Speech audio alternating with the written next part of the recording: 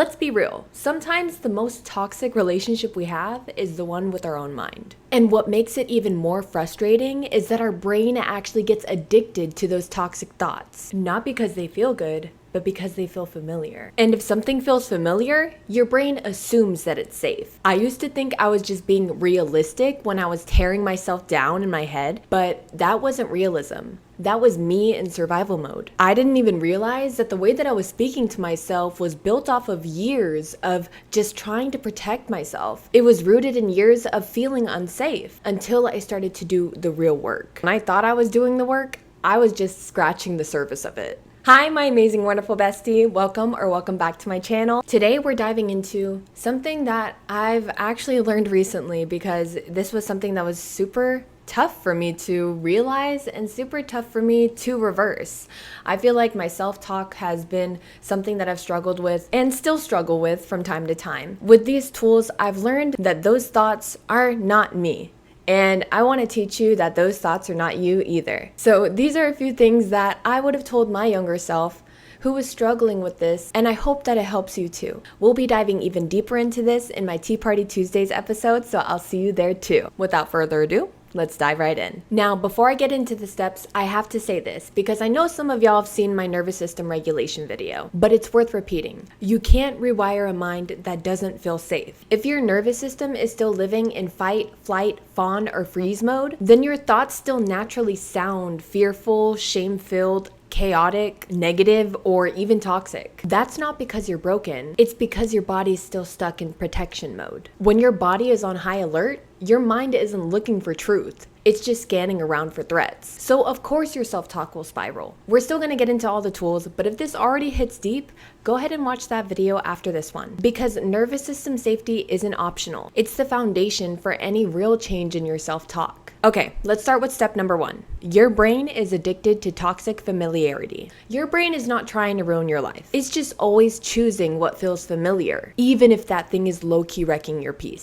So if you grew up in a home or an environment where there was a lot of pressure, chaos, criticism, or emotional neglect, your body likely registered that energy as home. So now, even as an adult, your mind, your brain subconsciously recreates that same experience wherever you go. That's why toxic thoughts feel so natural. They're wired in. Your brain is like, oh, we know this story. We've survived this before. I know exactly what to do. It doesn't care if it makes you feel like crap. It just cares about keeping you alive. It's like staying in a toxic situationship.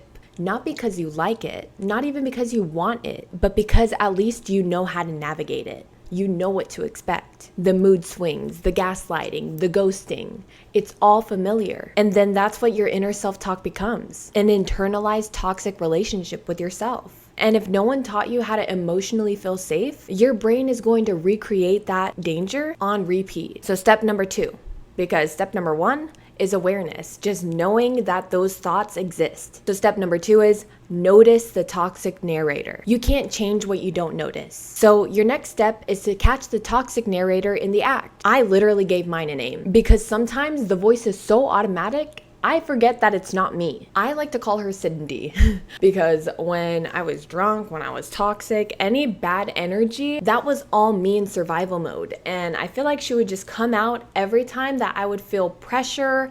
I would feel like I want to prove myself. It was just that whole alter ego that would come out. So give yours a name if that helps. Then start writing things down when you're catching it in the act. Write down the things that you're catching them saying. You could do it out loud, you could do it on paper, just no censoring. Because when you hear it outside your own head, you realize how harsh this voice really is. And then you'll ask yourself, would you say that to your little sibling? Would you say that to the younger version of yourself?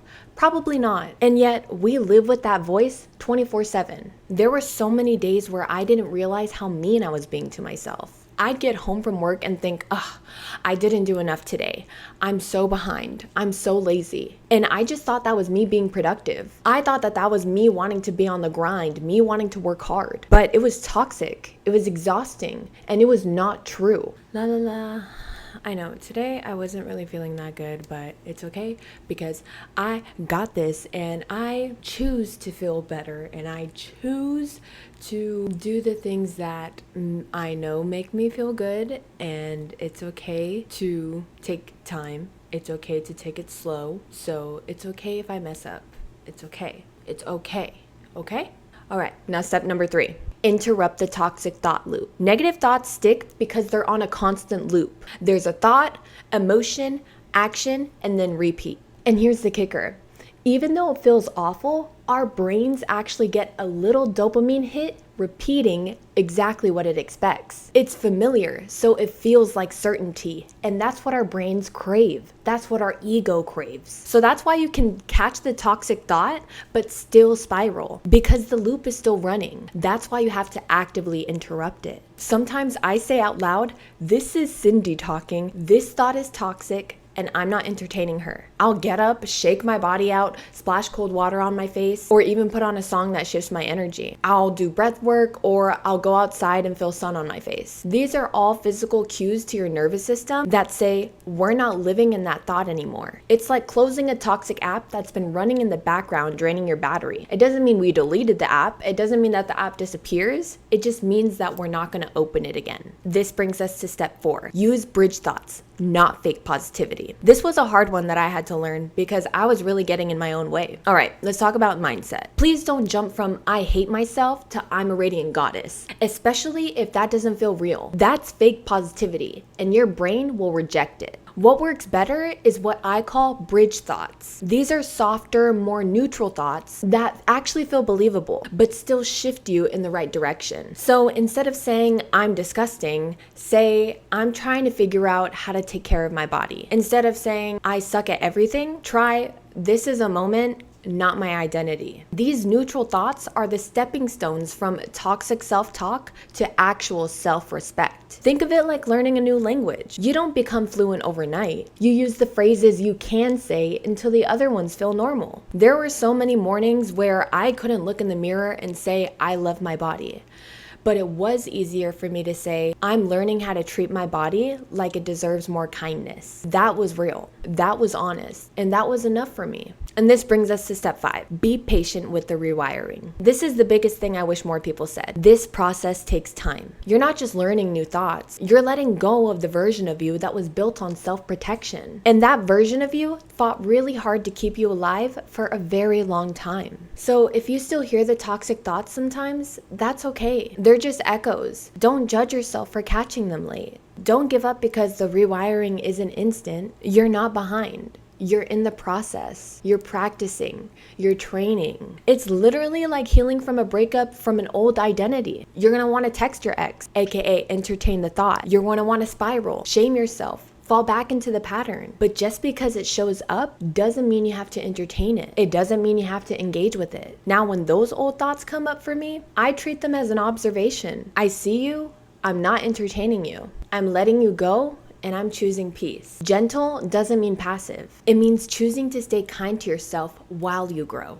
Reversing negative self-talk isn't just about saying nicer things to yourself. It's about becoming a person who feels safe in their own mind. The kind of person who notices old patterns and gently decides to lead herself differently. If this hit home for you, save this video for the hard days. Send it to someone who is stuck in the loop too. And if you haven't watched the nervous system video yet, please do. It's the real foundation for everything we talked about today. You're not broken, bestie. You're just reprogramming. And that takes time, patience, and a whole lot of love. I'll be cheering you on. I love you so much, bestie. Have an amazing day. Bye.